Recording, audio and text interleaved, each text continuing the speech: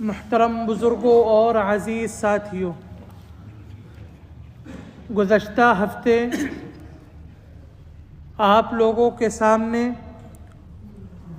سورۃ الفیل اور سورۃ قریش کی تفسیر اور مختصر ترجمہ بیان کیا گیا تھا۔ اس ہفتے انشاءاللہ ہم لوگ سورۃ الہمزہ کی تفسیر اور ترجمہ مختصر سا بیان کریں گے اور سب لوگ سنیں گے انشاءاللہ۔ سورہ ہمزہ یہ مکی صورت ہے، یعنی مکہ مکرمہ میں یہ سورہ مبارکہ نازل ہوئی، اور اس سورہ مبارکہ میں کل 9 آیات ہیں، اور اس کا نام کیا ہے؟ ہمزہ۔ اس کا نام ہمزہ اس لیے ہے کہ سورت کی پہلی آیت میں اس لفظ کا ذکر ہے۔ اللہ تعالیٰ کہتے ہیں وَيْلٌ لِكُلِّ هُمَزَةٍ لُمَزَةٍ۔ تو اس صورت میں یہ لفظ جو کہ مذکور ہے، تو اسی مناسبت سے اللہ تعالیٰ نے اس سورہ مبارکہ کا نام سورہ ہمزہ رکھ دیا، جس کو تفسیر کی اصطلاح میں کہتے ہیں تسمیۃ الکل بسم الجز، کہ کسی پوری صورت کا نام اس سورہ مبارکہ میں ذکر کردہ کسی ایک لفظ کے نام پر رکھ دیا جائے۔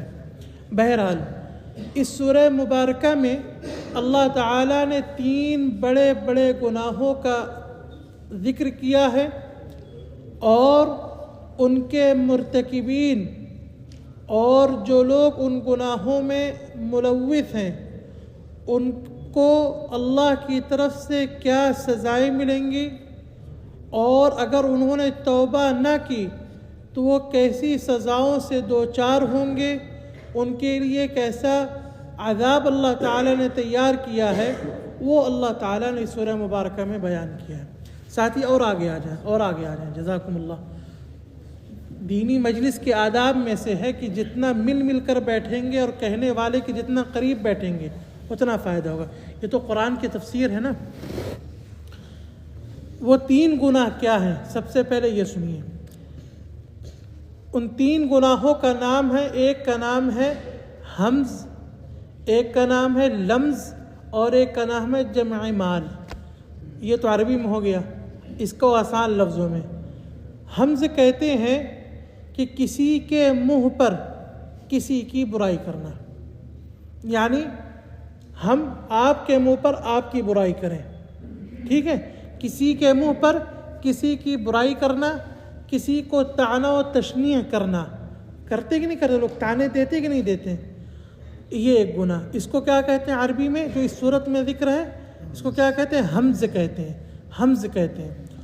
اور دوسرا گناہ ہے لمز، یہ کسی کی پیٹھ پیچھے کسی کی برائی کرنا، جسے ہم لوگ غیبت کہتے ہیں۔ کسی کی پیٹھ پیچھے کسی کی برائی کرنا، اسے برا بھلا کہنا، جسے ہم لوگ عام عرف میں کیا کہتے ہیں؟ غیبت کرنا، غیبت۔ اور تیسرا جو ہے وہ جمع مال ہے، مال کو جمع کرنا لیکن غلط ارادے اور غلط نیت سے مال کو جمع کرنا، غلط ارادے اور غلط نیت سے مال کو جمع کرنا۔ مطلق مال کو جمع کرنا یہ ناجائز نہیں ہے، یہ حرام نہیں ہے، یہ کوئی غلط کام نہیں ہے، لیکن غلط ارادے اور غلط نیت سے مال کو جمع کرنا، جس کو آخر میں بیان کروں گا، یہ برا عمل ہے۔ تو ان 3 گناہوں کا اللہ تعالیٰ نے سورہ مبارکہ میں تذکرہ کیا ہے، اور اس کے مرتکبین کی سزاؤں کو اللہ تعالیٰ نے بیان کیا ہے۔ کہ غیبت یہ بہت بڑا گناہ ہے، کسی کے پیٹھ پیچھے اس کی برائی کرنا یہ بہت بڑا گناہ ہے۔ آپ جب قرآن و حدیث کا مطالعہ کریں گے، قرآن کی آیات کو پڑھیں گے اور احادیث کے ذخیرے کو دیکھیں گے، تو 1 نہیں، 2 نہیں، 3 نہیں، بلکہ سینکڑوں آیات اور احادیث موجود ہیں جس میں اس گناہ کی نحوست کو اور اس گناہ پر مرتب ہونے والی وعیدوں کو اللہ تعالیٰ نے اور اس کے نبی نے بیان کیا ہے۔ عمل کرنے کے لیے عبرت حاصل کرنے کے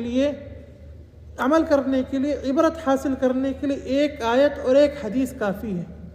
10 آیات 10 احادیث کا ذکر کوئی ضروری نہیں ہے، جو عمل کرنے والے تو ان کے لیے ایک کافی ہوتی ہے۔ اور اسی طریقے سے کسی کے منہ پر کسی کی برائی کرنا، کسی کو طعنہ دینا، یہ بھی بہت بڑا گناہ ہے، اور ایسے لوگوں کو اللہ کے نبی علیہ الصلاۃ والسلام نے اور ہم سب کے خالق و مالک جناب باری تعالیٰ نے جہنم کی سزا سنائی ہے، جہنم کی سزا سنائی ہے۔ اور دونوں گناہ بہت خطرناک ہیں، بہت خطرناک ہیں، اور جتنے خطرناک ہیں آج ہمارے معاشرے میں، ہماری سوسائٹی میں اور ہم لوگوں کے درمیان یہ گناہ اتنے رائج ہیں۔ غیبت اتنا بڑا گناہ ہے، اتنا بڑا گناہ ہے، لیکن آج لوگوں کے زیادہ تر اس میں ملوث ہونے کی وجہ سے، چاہے جائے کہ وہ کون ہے، پڑھا لکھا ہے، جاہل ہے، کیا ہے، کہ ڈاکٹر ہے، انجینئر ہے، عالم ہے، مفتی ہے، کون ہے، قطع نظر اس کے ہر آدمی اس میں ملوث ہے، اور اس گناہ کے گناہ ہونے کا احساس ختم ہو گیا دلوں سے۔ ہماری کوئی مجلس نہیں ہوتی جس میں ہم اس کام میں مرتکب نہ ہو، اس کے کیے بغیر ہماری مجلس پوری نہیں ہوتی۔ اور اسی طریقے سے وہ گناہ، یعنی کسی کے منہ پر کسی کو برا بھلا کہنا، یہ بھی بہت بڑا ہے۔ وہ بڑا اس معنی کر کے ہے کہ آپ کسی کے پیٹھ پیچھے اس کے اوپر بہت ساری باتیں کہہ رہے ہیں، اس بیچارے کو اپنی صفائی کا موقع نہیں مل رہا ہے، لگائے گئے الزامات کا اسے علم نہیں ہے، اور کسی کے منہ پر کسی کی برائی کرنا یہ بھی بہت بڑا گناہ ہے، اس حیثیت سے کہ آپ کسی کے سامنے اس کی تذلیل و تحقیر کر رہے ہیں، کسی کے سامنے اس کی تذلیل و تحقیر کر رہے ہیں، اور یہ سب بہت بڑے گناہ ہیں۔ اور سورہ حجرات میں غیبت کے بارے میں اللہ تعالیٰ نے کتنی سخت بات کہی ہے، کیا فرمایا؟ وَلَا يَغْتَبْ بَعْضُكُمْ بَعْضًا، تم میں سے کوئی کسی کی غیبت نہ کرے، کسی کے پیٹھ پیچھے باتیں نہ کریں۔ یہ کتنا بھیانک ہے، کتنا گھناؤنا عمل ہے، وہ سنیے گا۔ اللہ تعالیٰ کہتے ہیں أَيُحِبُّ أَحَدُكُمْ، کیا تم میں سے کوئی اس بات کو پسند کرتا ہے، أَن يَأْكُلَ، کہ وہ کھائے، لحم اخیہ میتن، اپنے مردار بھائی کا گوشت۔ ایک تو بھائی، دوسرے مردار، اس کا گوشت کوئی کھانا پسند کرے گا؟ اللہ تعالیٰ نے مخاطب سے جواب کا انتظار کیے بغیر کیا کہا؟ فَكَرِهْتُمُوهُ، تم اس بات کو ناپسند سمجھتے ہو، تم اس بات کو پسند نہیں کرتے۔ جب تم اس بات کو پسند نہیں کرتے تو غیبت جو عمل جس کو تم بہت مزے لے کر بیان کرتے ہو، اس عمل میں ملوث ہو، وہ اسی کے مانند بلکہ اس سے بھی کہیں بڑھا ہوا ہے۔ تو وہ کیوں کرتے ہو، وہ کیوں کرتے ہو؟ اس لیے یہ آیت اس گناہ کی گندگی کو، اس گناہ کے بہت زیادہ گھناؤنے ہونے کو بیان کرنے کے لیے کافی ہے۔ اور اللہ کے نبی علیہ الصلاۃ والسلام سے پوچھا گیا کہ غیبت کہتے کسے ہیں، غیبت کہتے کسے ہیں؟ آپ صلی اللہ علیہ وسلم نے غیبت کی تعریف کی، فرمایا ذکرک اخاک بما یکرہ، کہ تم اپنے بھائی کا ایسا تذکرہ کرو کہ جس کو وہ ناپسند سمجھتا ہو، جس کو وہ ناپسند سمجھتا ہو۔ یا مثال کے طور پر آپ کسی کے بارے میں اس کا جھوٹے ہونے کو بتائیں، ارے یار فلاں صاحب، فلاں آدمی تو بہت جھوٹ بولتا ہے، بھائی جھوٹا آدمی ہے، ایک قسم کا 2 نمبر آدمی ہے، یہ کوئی پسند کرے گا اپنے بارے میں؟ پسند کرے گا؟ نہیں کرے گا نا۔ تو صحابہ میں سے کسی نے کہا، اے اللہ کے نبی علیہ الصلاۃ والسلام، اگر ہم اس کے بارے میں ایسی بات کہیں جو اس میں پائی جاتی ہو تب تو غیبت نہیں ہے نا۔ آپ صلی اللہ علیہ وسلم نے فرمایا اگر اس کے اندر وہ چیز پائی جا رہی ہے اور اس کی عدم موجودگی میں اس کی پیٹھ پیچھے تم یہ بات کہہ رہے ہو تبھی تو غیبت ہے یہ۔ اور اگر اس بندے کے اندر یہ صفت نہیں ہے، مثال کے طور پر آپ نے کسی کو جھوٹا کہا اور وہ جھوٹ نہیں بولتا ہے، تب یہ کیا ہے؟ یہ تو بہتان ہو گیا، یہ تو الزام ہو گیا نا، اور یہ غیبت سے بڑا گناہ ہے۔ یہ کیا ہے بھائی؟ غیبت سے بڑا گناہ ہے۔ اس لیے اس گناہ کی نحوست سے بچیں، خود بھی بچیں اور اپنے گھر والوں کو بچائیں، اور اپنے بچوں کی اس پر تربیت کریں، اپنے بچوں کی اس پر تربیت کریں کہ بیٹا اس گناہ سے بچو۔ جب ہم اپنے بچوں کی شروع سے اس چیز پر تربیت کریں گے تو جب وہ بڑے ہوں گے اور معاشرے میں نکلیں گے، لوگوں کے بیچ نکلیں گے، تو اس گناہ سے بچے ہوں گے، اور اسی طریقے سے اچھا معاشرہ وجود میں آتا ہے، اسی طریقے سے اچھا معاشرہ وجود میں آتا ہے۔ بہرحال، اور دوسرا گناہ کسی کو طعنہ دینا، کسی کو طعنہ دینا۔ اللہ کے نبی علیہ السلام نے ایسے لوگوں پر لعنت کی ہے جو کسی کے منہ پر کسی کو طعنہ دیں اور دو بھائیوں کے درمیان تفرقہ پیدا کریں اور کسی کی غیبت کریں۔ ایسے لوگوں پر اللہ کے نبی علیہ السلام نے لعنت کی ہے، اور جس پر اللہ کے نبی لعنت کریں وہ شخص بچ سکتا ہے، خوش ہو سکتا ہے، کامیاب ہو سکتا ہے۔ لعنت کیسے کہتے کسے ہیں؟ لعنت کہتے ہیں اللہ کی رحمت سے دوری۔ جب آدمی اللہ کی رحمت سے دور ہو گیا تو پھر بچا کیا؟ اور اسی طریقے سے تیسرا گناہ جو ہے وہ جمع مال ہے، مال کو اکٹھا کرنا۔ میں نے جیسا شروع میں کہا کہ مال کو مطلق اکٹھا کرنا یہ گناہ نہیں ہے، یہ کوئی غلط امر نہیں ہے، کوئی غلط کام نہیں ہے، لیکن آپ بخل کے ساتھ مال کو اکٹھا کریں، آپ حقوق ادا نہ کریں۔ آپ کے مال پر آپ کی بیوی کا حق ہے، آپ کے بچوں کا حق ہے، آپ کے ماں باپ کا حق ہے، غریب فقراء کا حق ہے، صدقہ خیرات ہے، زکوٰۃ کا حکم اللہ نے دیا ہے۔ آپ ان سب کو چھوڑ کر بس مال رکھے جا رہے ہیں، سید کر رکھے جا رہے ہیں، نہ بندوں کے حقوق ادا کر رہے ہیں، نہ اللہ کے حقوق ادا کر رہے ہیں۔ ایسا مال اپنے جمع کرنے والے کے لیے وبال جان بنتا ہے۔ کیا بنتا ہے؟ وبال جان بنتا ہے۔ وہ نہ یہاں خوش ہے نہ وہاں خوش ہے۔ یہاں اس معنی خوش نہیں ہوتا کہ آپ اپنی بیوی کے حقوق ادا نہ کریں، اپنے رشتہ داروں کے، اپنے بچوں کے حقوق ادا نہ کریں، کوئی آپ سے خوش رہے گا؟ آج تو حالات یہ ہیں کہ پیسہ دینے کے بعد بھی لوگ خوش نہیں رہتے۔ نہ دیں گے تو پھر کیا ہوگا؟ نہیں دیں گے تو کیا ہوگا؟ اور وہاں کیسے خوش نہیں رہیں گے آپ؟ آج جب اپنے بیوی بچوں کے حقوق ادا نہیں کریں گے، اس حق کو ادا کرنے کا حکم اللہ تعالیٰ نے دیا ہے نا، تو آپ نے اللہ کا حکم توڑا، آپ نے زکوٰۃ نہیں دی، آپ نے صدقہ و خیرات نہیں کیا اپنی استطاعت کے مطابق، تو اللہ ناراض ہوں گے کہ نہیں ہوں گے؟ نہ یہاں خوش نہ وہاں خوش۔ اس لیے اس گناہ سے بھی بچیں۔ اب اس سورہ کے ترجمے کو دیکھ لیجئے۔ اللہ تعالیٰ کہتے ہیں وَيْلٌ لِكُلِّ هُمَزَةٍ لُمَزَةٍ۔ ویل کے معنی آتے ہیں خرابی کے، بربادی کے، ہلاکت و تباہی کے، کہ ہلاکت و بربادی ہو، ویل ہلاکت و بربادی ہو، لِكُلِّ هُمَزَةٍ لُمَزَةٍ ہر طعنہ دینے والے اور غیبت کرنے والے کے لیے، ہر طعنہ دینے والے اور غیبت کرنے والے کے لیے تباہی و بربادی ہو۔ الذی جو اپنے مال کو جمع کرتا ہے، جمع مالوں جس نے اپنے مال کو جمع کیا، وعددہ اور اس مال کو اس نے گن گن کر رکھا، اس مال کو اس نے کیا کیا بھائی؟ گن گن کر رکھا، اور مال کی محبت تھی اس لیے مال کو جمع کیا۔ اب اس کو گن کیوں رہا ہے؟ تفاخر کے لیے، فخر کے لیے۔ اور جب آدمی گن گن کے رکھتا ہے اور مال اکٹھا کرتا ہے، پھر لوگوں کو بتاتا پھرتا ہے کہ میرے پاس اتنا بینک بیلنس ہے، تو یہ فخر ہے نا، تفاخر ہے نا، یہ تکبر ہے نا، اور یہ کسی کو، اللہ کو پسند نہیں ہے یہ چیز۔ یہ ساری صفات اللہ کی ہیں۔ تو اللہ تعالیٰ کیا کہتے ہیں؟ الذی وہ شخص جس نے مال کو جمع کیا، وعددہ اور اس مال کو اس نے گن گن کر رکھا۔ مال جمع بھی کیا اور گن گن کر رکھا، کس لیے؟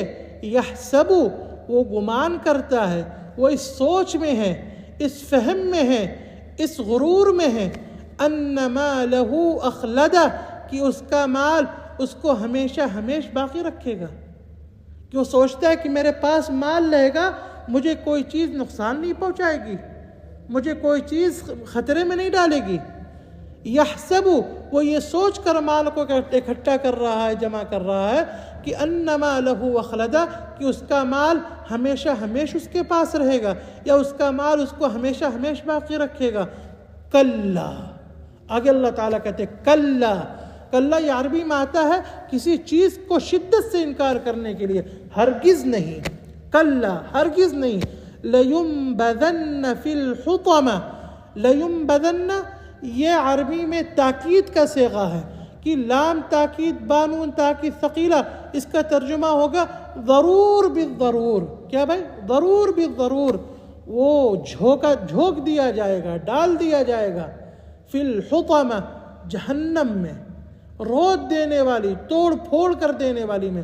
حطمہ یہ جہنم کے ناموں میں سے ایک نام ہے جس کے معنی آتے ہیں توڑ پھوڑ کر دینے والی، رود کر ختم کر دینے والی، وہ جہنم کی آگ ہے. اسی کو اللہ تعالیٰ نے کہا ہرگز نہیں، اس کا یہ جو زعم ہے، اس کا جو یہ خیال ہے اپنے مال کے تئیں، اپنی صفات، اپنے اعمال کے تئیں، ہرگز نہیں، وہ ضرور بالضرور داخل کر دیا جائے گا دہکتی ہوئی آگ میں یا رود دینے والی آگ میں. پھر آگے اللہ تعالیٰ کہتے ہیں وَمَا أَدْرَاكَ مَا الْحُطَمَةُ، وَمَا أَدْرَاكَ مَا الْحُطَمَةُ، اے مخاطب تجھے کیا پتا کہ جہنم کیا ہے؟ تجھے کیا پتا کہ جہنم کیا ہے؟ یہ جانتے کیا اسلوب ہے؟ جیسے جب کسی چیز کی اہمیت کو بتانا مقصود ہوتا ہے، کسی چیز کی اہمیت کو بتانا مقصود ہوتا ہے، ہم کہتے ہیں بھائی تم جانتے ہو 2025 کے جو کروزر ہیں، ارے تم جانتے ہو نا 2025 کی جو کروزر ہے، کیا وہ جانتا نہیں ہے؟ کیا جانتا ہے، لیکن ہم بار بار یہ سوال کر رہے ہیں تاکہ اس سے اس چیز کی اہمیت کو ہم بتائیں، اس گاڑی کی اہمیت کو ہم بتائیں. ایک مثال میں نے دی ہے.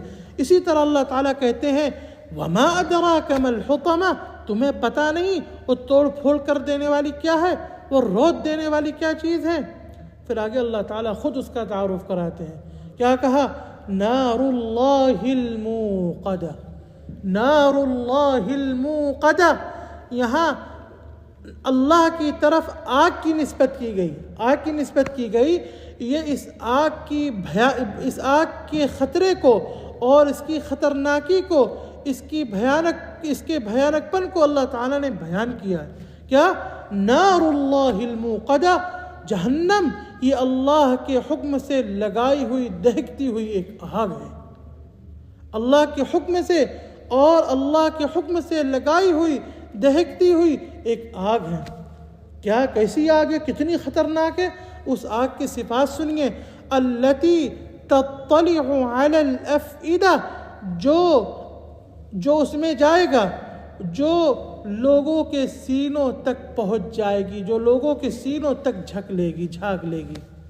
کیا مطلب؟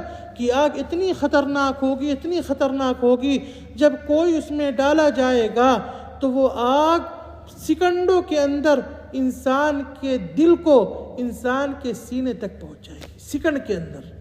اتنی خطرناک ہوگی. اور کیسی ہوگی؟ فرمایا انہا علیہم مؤصدہ، وہ آگ ان پر بند کر دی جائے گی، موت دی جائے گی. یعنی اس آگ میں وہ، یعنی جہنم میں ڈال کر جہنم کے دروازوں کو بند کر دیا جائے گا تاکہ کوئی وہاں سے نکل نہ سکے. آگے اللہ تعالیٰ فرماتے ہیں فی حمد ممددہ، فی حمد ممددہ، اور وہ لمبے لمبے ستونوں میں جکڑے ہوں گے، یعنی زنجیروں میں باندھے ہوئے ہوں گے، وہ حرکت نہیں کر سکیں گے، حرکت نہیں. اللہ تعالیٰ ہم سب کی حفاظت فرمائے، اللہ تعالیٰ ہم سب کی حفاظت فرمائے. کتنا خطرناک گناہ اور کتنی خطرناک سزا ہے کہ ایسی آگ جو لوگوں کے سینوں تک پہنچ جائے گی سیکنڈوں کے اندر، اور وہ ان کے منہ پر بند کر دی جائے گی. یعنی بالکل صندوق کی طرح ایک آگ لگی ہو، وہ کھلی ہو تو وہ اتنی خطرناک نہیں ہوتی کہ آگ لگی اور اس کو بند کر دیا جائے. کمرے کے اندر جو آگ لگتی کتنی خطرناک ہوتی ہے بنسبت میدان میں لگی ہوئی آگ کے. تو جب یہ گناہ اتنا عظیم ہے، ہم لوگ جانتے ہیں کہ بہت خطرناک قسم کا گناہ ہے، لیکن پھر بھی جرأت کرتے ہیں اور اس گناہ میں ملوث ہوتے ہیں.